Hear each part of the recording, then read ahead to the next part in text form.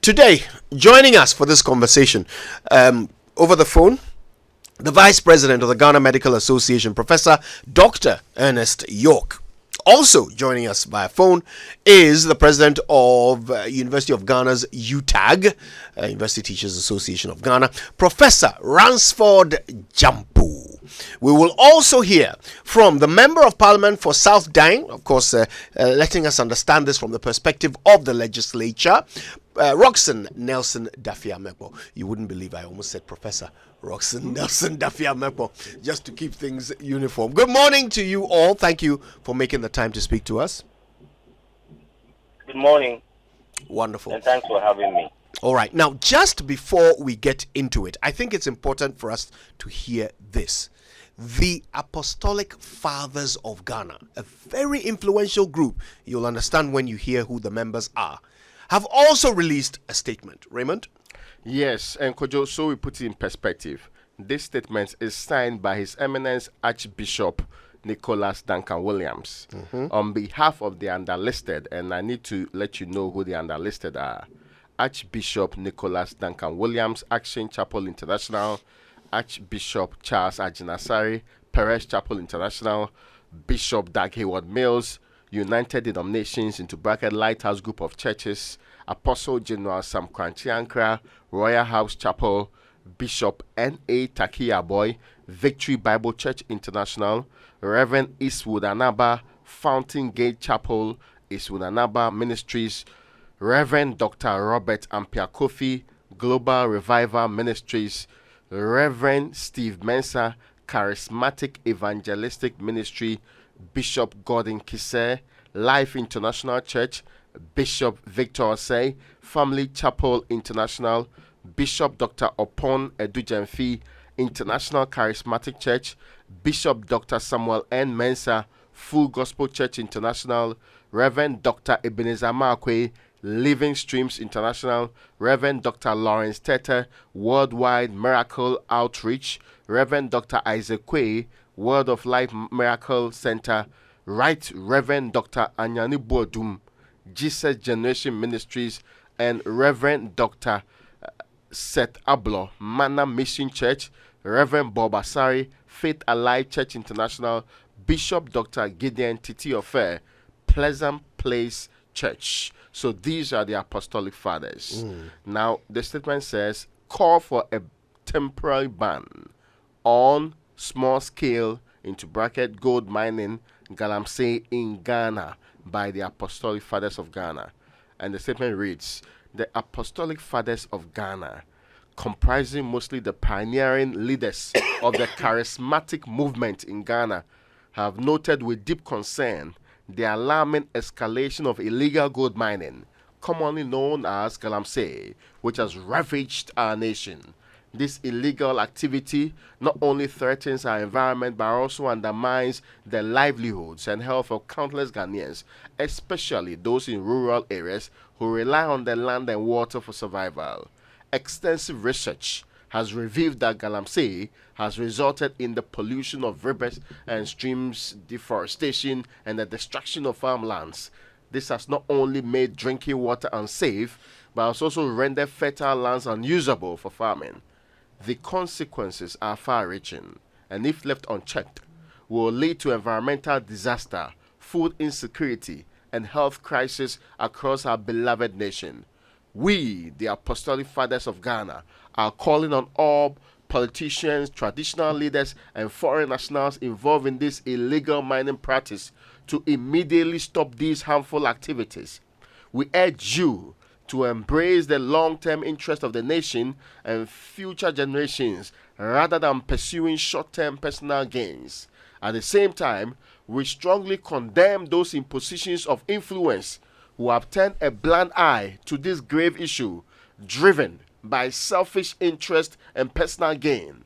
We urge such individuals to reflect on their actions and consider the long-term consequences their actions will have on the environment and the people they are meant to serve. Ghana cannot afford to let greed eclipse the well-being of its citizens. Our love for Ghana compels us to act. The beauty and prosperity of our nation are rooted in the land that God blessed us with, and it is our collective responsibility to protect it. We must show love for our country and our fellow citizens by safeguarding the land that sustains us. If we truly love Ghana, we will not destroy it for selfish gain.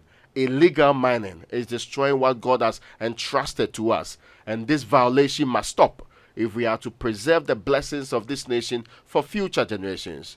The Word of God reminds us of our responsibility as stewards of His creation. Now, Psalm 24:1 says, "The earth is the Lord's and everything in it, the world, all who live in it." This scripture underscores the sacredness of the land that God has given to us to protect and nurture. The Lord, as is stated in Genesis 2:15, the Lord God took the man and put him in the Garden of Eden to work it and take care of it. A mandate that calls for us to tend the environment, not to exploit it recklessly for personal gain. We are calling for a temporary ban on all forms of small-scale mining activities in the country, while we look for a permanent solution to this menace.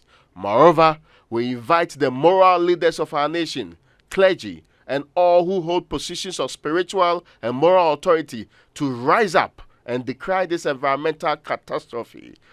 Let your voices be heard, echoing the urgency to preserve God's creation and stand against the forces that seek to destroy it. Proverbs 31:8 says, "Speak up for those who cannot speak for themselves, and show justice for those being crushed." We also call on institutions such as the Water Resources Commission and the Environmental Protection Agency to enforce stricter regulations and ensure that the Minerals and Mining Act 2006 at 703 is upheld. It is essential that these bodies fulfill their mandate of protecting our natural resources and holding accountable those who engage in illegal mining. In addition, civil society organizations, environmental groups, and other stakeholders must intensify their advocacy efforts as defenders of the marginalized and the voiceless. CSOs must continue to hold accountable those responsible for this destruction, while educating and mobilizing communities to protect the environment. We commend the media, especially the bold and courageous journalists and individuals who have risked their lives to expose the devastating truth of Galamsey. These brave men and women have been our eyes and ears, shedding light on the crisis that some in power have chosen to ignore. Their work is invaluable to the survival of our environment and the future of our nation. Let us come together as one nation to end this destructive practice and restore our land. We call for immediate action and policy from government to permanently halt Galamsey operations and ensure sustainable mining practices that respect the environment and the people of Ghana. As God's word warns us in Micah 2:1, "Woe to those who plan iniquity, to those who plot evil on their beds, and morning's light they carry it out because it is in the power to do so." It is time for all to repent and turn from these destructive ways. Together, we can protect our land and ensure that Ghana's resources are preserved for generations to come. And is signed by His Eminence Archbishop Nicholas Duncan Williams on behalf of the Apostolic Fathers Ghana. It's a very powerful group. You hear the names of almost every large church in Ghana, every charismatic church in Ghana represented there. It's a very strong voice indeed, and they are calling on all to play some role in ending this environmental crisis. Well, the Ministry of Lands and Natural Resources yesterday released this statement. It says the Minister for Lands and Natural Resources, Samuel Abu Jinapor, together with officials of the ministry, held extensive engagements with regional ministers to review our ongoing efforts at dealing with the canker of illegal mining. The meeting adopted additional measures at tackling the age-old national problem of illegal small-scale mining Galamsey through a comprehensive approach. Government will continue with a dual strategy of reformative measures and strict enforcement. The regional ministers, alongside their respective regional security councils, have been mandated to intensify enforcement actions within their various jurisdictions to contain incidents of illegal small-scale mining. Additionally, the Minerals Commission will enhance our reformative efforts, particularly through ramping up the establishment of responsible and legal community mining schemes, which have regard to the preservation of our nation's environment and landscape.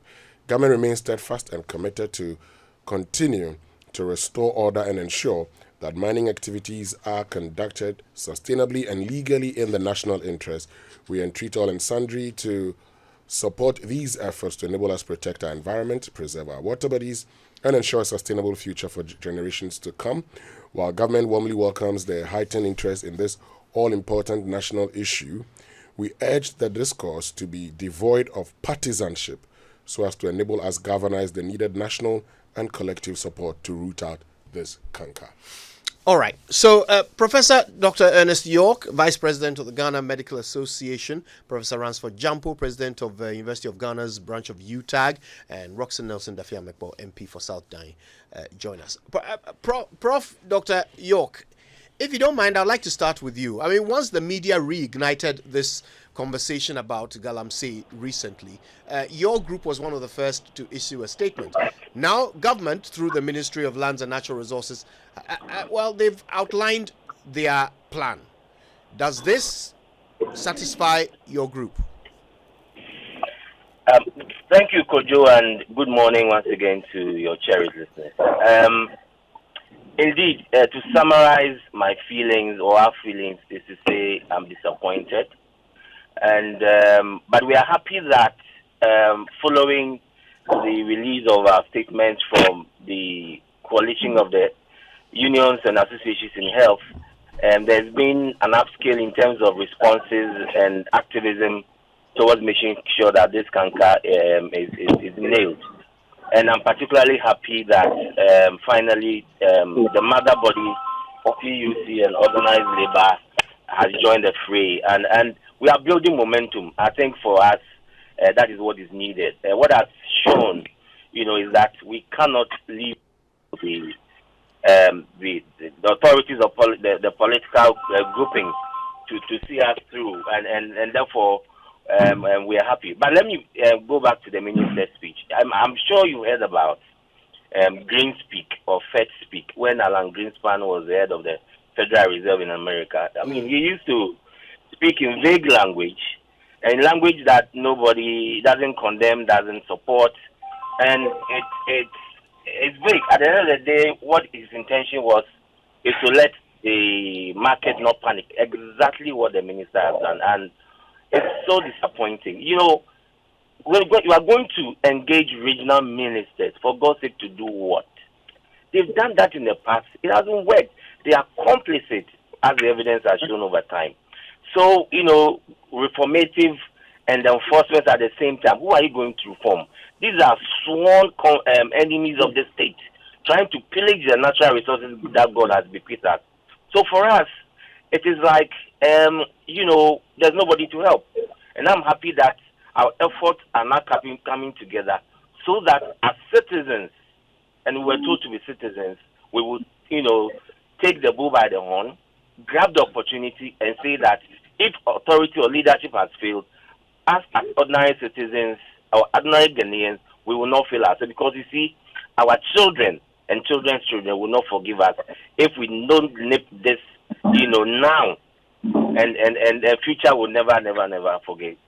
So in simple terms, you're disappointed. But what were you hoping to hear?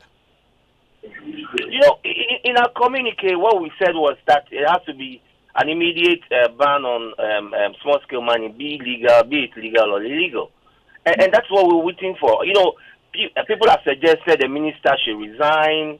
And so, whatever step, I won't fight those who suggest that. But in the end, that illegal activity, that inimical activity must stop. And like I said on Newsfile this weekend, if you go in somewhere and you think the direction is wrong, if you want to change direction, you must stop. And that step is the critical step that, the minister is refusing to take. And I think that labor unions and ordinary citizens must force that change if we are not going to get it voluntarily. And that is the only way. Right. And I think I like the momentum. We are getting there. The end of September is nigh, and everybody should be prepared wherever you find yourself. Ordinary market women, I'm happy the church is now speaking better late than never. One group, could you let me say, that so far we've not heard from them is the National House of Chiefs. We know that certain chiefs have taken some bold steps, and I doff my hat out off to Atlantic. But I think that it is time as a collective body, the National House of Chiefs is head, because you see, they are the custodians of these natural resources. You know, so they must name and shame. They must call the persons who are complicit out, and then extricate them for their fault. That is when we see that or know that they are committed. But beyond that, I dare say that, you know, it lies in the bosom of ordinary citizens to make sure that the change that we want happens now and not later. Right. Professor, the minister makes the point that these small-scale miners that are being asked to stop operating largely have broken no laws. They are mining according to the laws of this land. They are not the ones whose activities are putting our water bodies and our forest reserves at risk. So it would be a draconian move to stop them from doing their legal activity. How does your association respond to that? Well, I think the point has been made. Mining, whether legal or illegal, place a moratorium on it. Let the water bodies regain their integrity, and let us have a national conversation about how we want to mine without leaving dangerous ecological footprints that comes to affect us. I think basically that's what we are all saying. And I had a very harsh response. If you check my Facebook post, I had a very harsh response for the minister, but subsequently I've directly engaged him where he sought to explain, or he sought to explain that he's saying that what we are calling for is harsh wasn't in a derogatory sense, and that he intends meeting all who have made such calls to dialogue for the purposes of resolving or addressing the concerns that we have raised. But my issue has been that, look, this is not time for further dialogue. I mean, the problem has been with us for all this while. And I argue that this issue of mining to destroy our environment and to compromise the integrity of our water bodies predates all regimes, even before the Fourth Republic. And so it is not, you see, the challenge that people behind the scenes are trying to articulate is that, oh, you people, why were you not saying these things or fighting these things previously? You are now fighting this at a time that we are going to go into elections. It will create an impression as if you are weakening the chances of the ruling government and strengthening the hands of the opposition, which in my view is nonsense. People are dying now.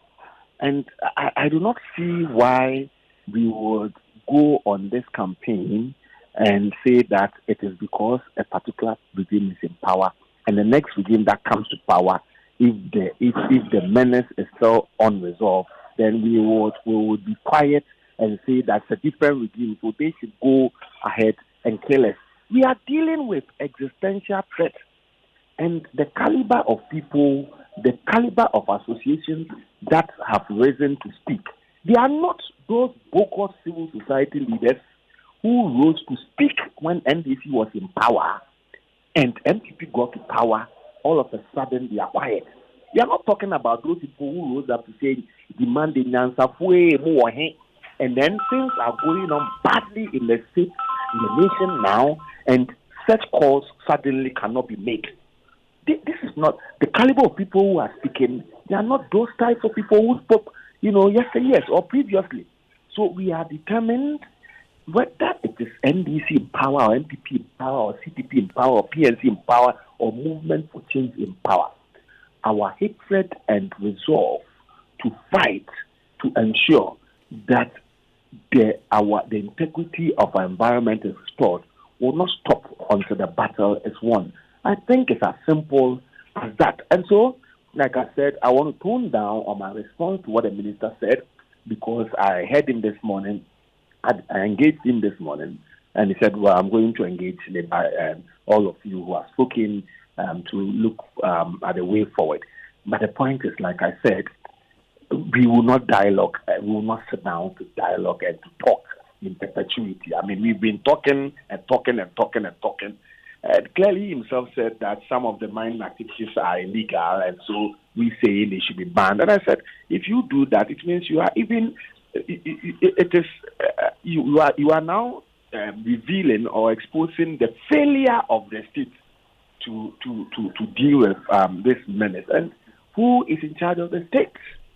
Okay, so if the state has failed, and those who have been put at the helm of affairs to regulate or to ensure that the state functions well are unable to do so, then the citizens who are dying, the citizens who are very soon being told that they'll be drinking mud, the citizens who are being told that very soon will be importing water, we would want to do things our own way and flex every muscle to ensure that will bring pressure to bear to whoever the power that may be to bring a finality to this. Let me tell you something. Yesterday I was thinking about this.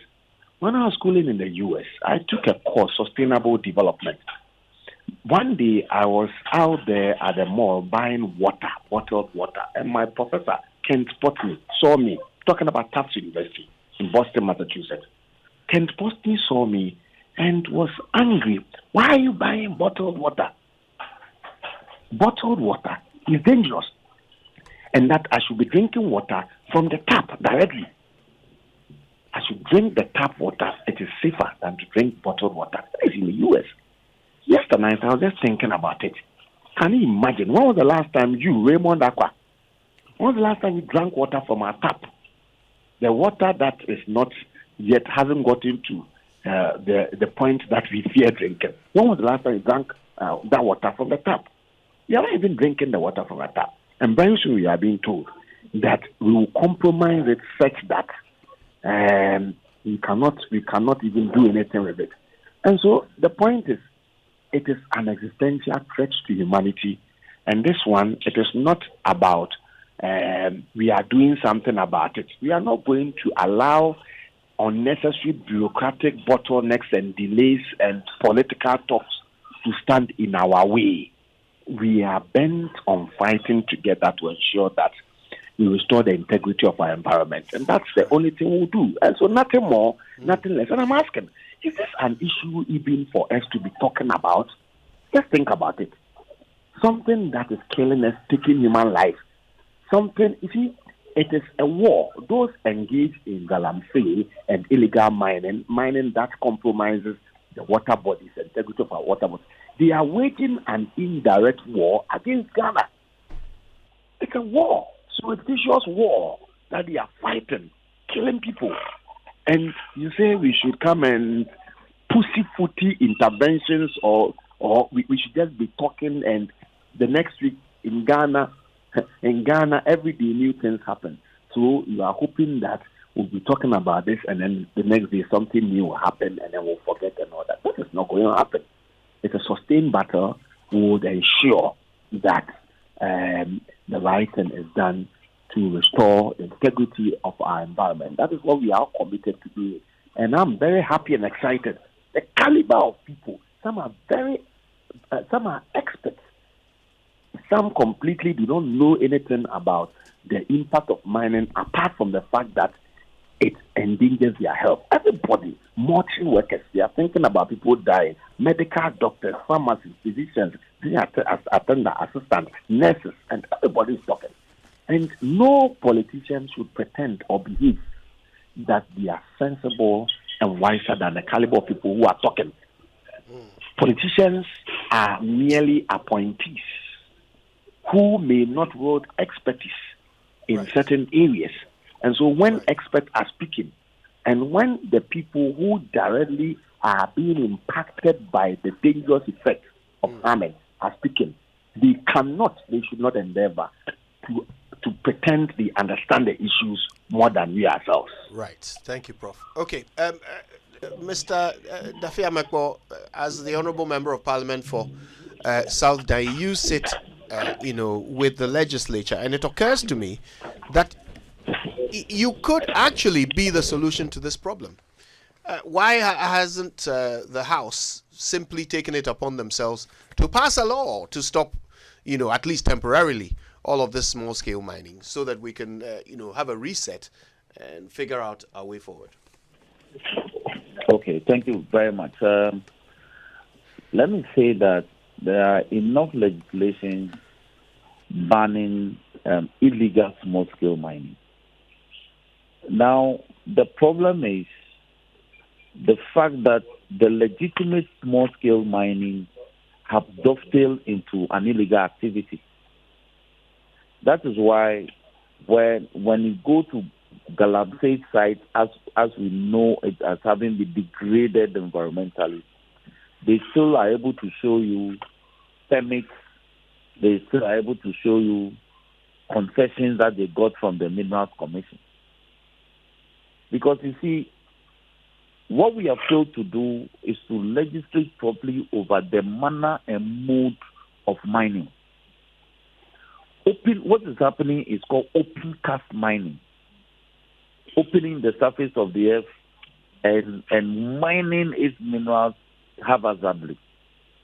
So we already have LIs, legislative instruments, and enactments in place that bans mining in water bodies. That is why the government has been taking the clearance for bringing a legislation that somehow permits mining activities in forest reserves. We are not happy about that proposal.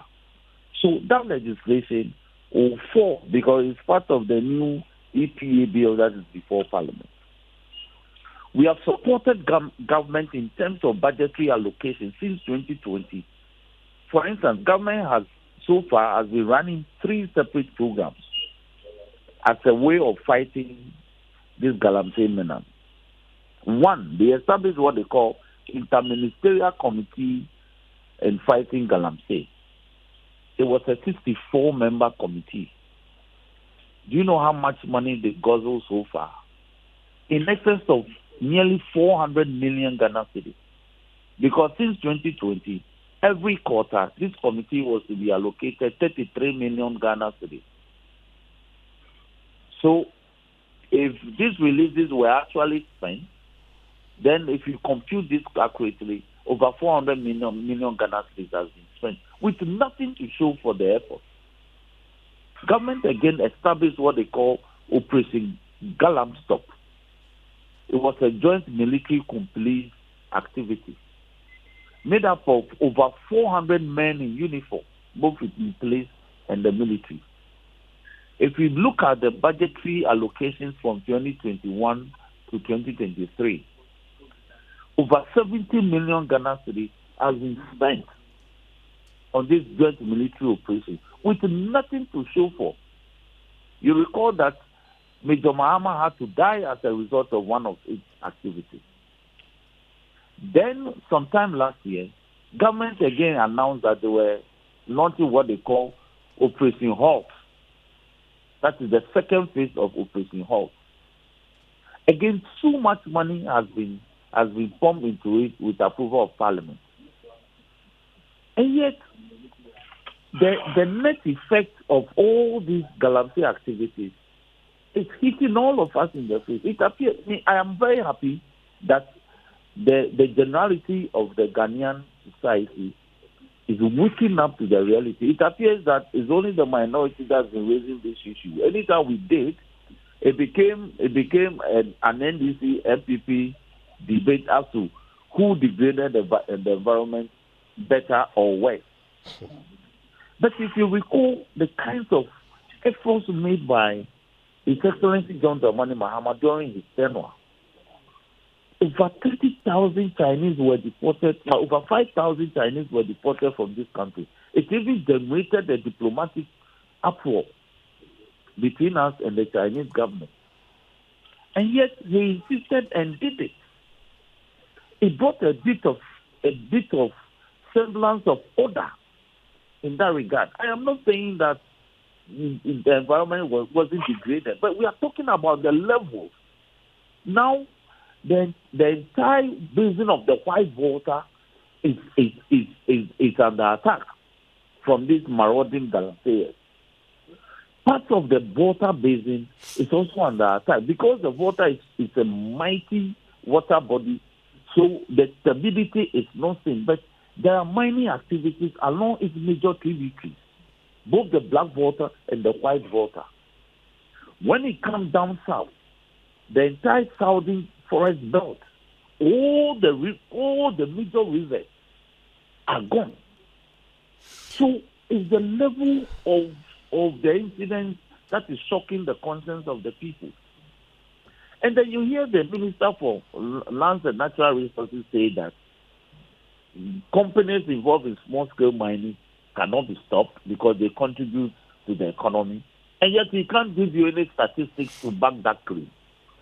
You know, in any major serious country, it is immaterial whether the company is like Nestle. It's like, well, I withdraw that because Nestle is not into mining. But it is immaterial the size of the company.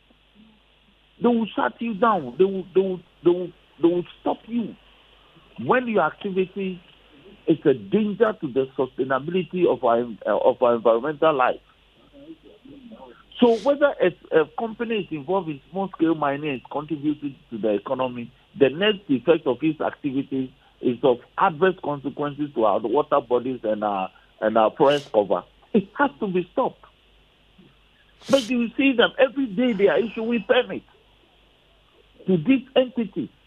If you check the ownership of the companies, you'll be shocked. So the people who we have tasked, who are exercising executive powers of state, who are supposed to check these activities on our behalf, are themselves compromised or are participants. So it's like a journey to nowhere. In 2017, 2018, when Honorable Amewu was the Minister of Lands and Natural Resources, the record will show that his committee at the time says as many as 450 excavators. These are matters that came before Parliament, so I know the figure. Today, if you are looking for those monstrous excavators, you cannot find them. Meanwhile, excavators are not toy cars. That when they place, you can't see. These are monstrous mining equipment, but they have all vanished. How? They've been returned to their owners. So under the cover of darkness, they go and leave the machines and go back to the areas to go and mine. So if I support the call that a state of emergency must be declared in areas that we think the environmental degradation has been colossal. So the whole area is cordoned up. Nobody enters to go and undertake anything. Right. So we take time to regenerate the environment for purposes of cleaning the water bodies and regenerating the forest cover. So I'm in full support of what's happening. Thank you. This is not an NDC and MPC debate. This must be a national debate. Yeah. Mr. Dafemeko, I must ask you this on behalf of the people of Ghana. With this in mind, with everything you've said in mind, why did you and your colleagues in November 2022 pass the Environmental Protection Regulation LI 2462 that allowed mining in forest reserves? At the height of this Galamsey fight, why did you pass that law? You will be shocked that at the Subsidiary Legislation Committee, which at the time I was just a friend, we raised this matter when the instrument came. We told them that if we are, as a people, we are unable to regulate or check mining in forest cover or in forest reserve, so the instrument ought not to make that proposal. You have to hear what the sponsor said, that they are capable of controlling it, that they are capable of checking abuse, that any entity that will apply to mine in the forest cover and goes outside of its concession, they will be able to shut it down. We told them that you are incapable because even areas where you have already done this, you are unable to check the people. They won't listen. That is one of the the weaknesses of how legislation is passed in Parliament. But you still voted for its passage. I mean, it wasn't the sponsors that voted it into law. No. When an instrument comes, when an agency or a ministry is sponsoring an instrument, Parliament is supposed to reject it by 2/3 majority if they are not in support of the content of the instrument. 2/3 majority, you need at least 180 members of Parliament or more. Has that ever happened, my brother? But we didn't see the minority reject it in totality. No, it's not about rejection. It's about raising the matter at the committee level. The sponsor tells you that it is not a problem. They are capable of checking it, and we know that they are incapable of checking it. I'm in a minority. What am I supposed to do apart from raising the matter? We voted, I lost. That is why, as we speak, the EPA has brought a bill, a very fast bill, that is like a new legislation to amend the existing EPA Act. Check the content. They have similar provisions, and we are telling them, no way. It won't happen this time. So on the floor, that one we have opportunity to make major amendments to the bill as it comes. But in respect of an instrument, I am unable to marshal members of the other side to support my call for rejection of an instrument which permits some form of mining in forest reserves. And you'll be shocked that the number of licenses that have been issued between 2022 since the coming to force of that instrument and today.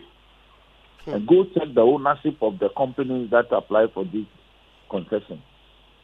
It sounds like you're admitting a certain level of impotence on the part of Parliament to stop this. It looks like the executive, from your from your narration, the executive is completely in control of what Parliament does. But we'll come back to discuss that in a moment. Stay with us. Our guests, Professor Dr. Ernest York, Professor Ransford Jampo, and Roxanne Nelson Dafiamakpo, Honorable Member of Parliament. Okay, so we're going to wrap things up with our guests. They've been giving us some very insightful views on this Galamsey fight. Professor Dr. Ernest York is Vice President of the Ghana Medical Association. Professor Ransford Jampo is President of the University of Ghana's UTAG. And Roxanne Nelson Dafiamakpo is Honorable Member of Parliament for South Dine. All right, now we've got to wrap this up really quickly. Our time is almost up. So within a minute each, we're going to hear your final thoughts on the way forward. Starting with you, Professor Dr. York. Whose MD is the parliamentary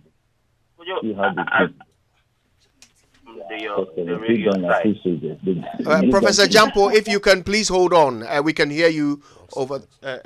So can we have Professor York wrap it up quickly in 1 minute, please? Thank you. Wow. Okay, I have a lot to say, but I think we need to conclude. You don't have time.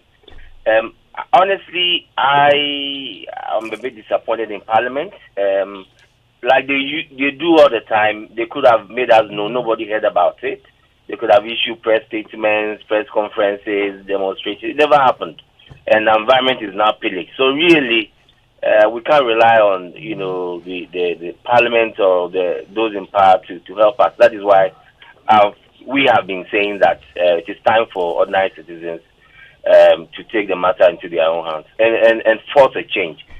Quickly, let me remind people that, it is not just the forest destruction, but our personal health are also involved. The mercury, the arsenic has effect on us.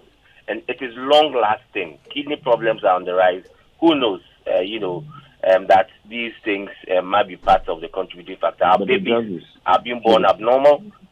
So I just want to bring the message home that if you think that you're far removed from the Galamsey site and your cocoa farm is not being destroyed, your food is being contaminated by the actions and inactions of those who have to take action and are not taking, and those who are selfish and are pillaging the environment. But I want to call finally on everybody, all walks of life. Now we are hearing trade unions speaking the pattern and everything, that the mobilization must continue, and we need to be prepared to do the unthinkable. This nation must, do what is right. Otherwise, future generations, our children and unborn children, will not forgive us.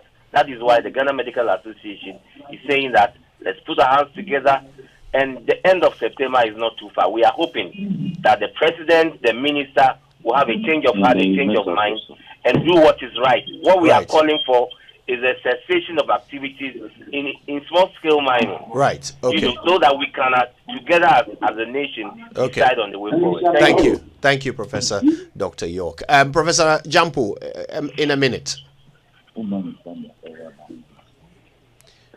Do we have Professor Jinapor? Yes, I'm here. Okay. In a minute, please, the way forward. Oh, the way forward is for... the way forward is what we are doing. We asking that we should place a moratorium on mining, in my view, whether legal or illegal. Let the integrity of our water bodies and the environment be restored. And then let us have a national conversation on how we want to mine without leaving dangerous ecological footprints, on the environment. We are not saying that if we have gold in the soil, they should be there to rot. But everywhere elsewhere, there are sensible and sustainable ways of mining gold and natural resources that does not compromise their sources of livelihood. And that's the way we have to go. And so if we cannot go that route of being sensible in mining, then let the gold and other natural resources be in the soil and rot so that we can maintain our source of livelihood. All right. Thank you for that. And Mr. Daffy-Amakpo. Hello. Yes, Mr. Daffy-Amakpo. In 1 minute, please, your way forward. Yes. What I'll propose going forward is for government to into the numerous calls that coming from even the clergy now, because the clergy has joined civil society and union and organized labor for the call for some form of emergency, declaration of state of emergency in some selected areas where the environmental degradation is beyond immediate repair.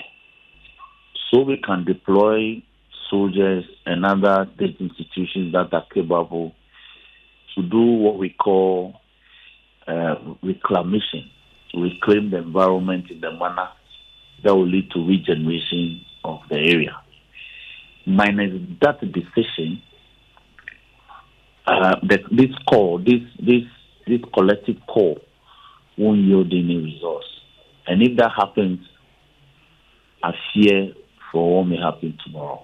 Because every single major river or tributary of the Volta and other major rivers are seriously polluted. And it is no accident of history that we are presently suffering food insecurity. Government declared 2 weeks ago that we are a country in crisis. We cannot even export grain to Togo, and that those that we have produced here should remain in Ghana. We have deployed soldiers to the borders to police grain and cereals from being taken across the border.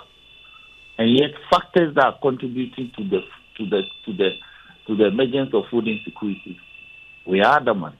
So the president should listen to this call. It's such an important call. It will help his own government. Thank you very much.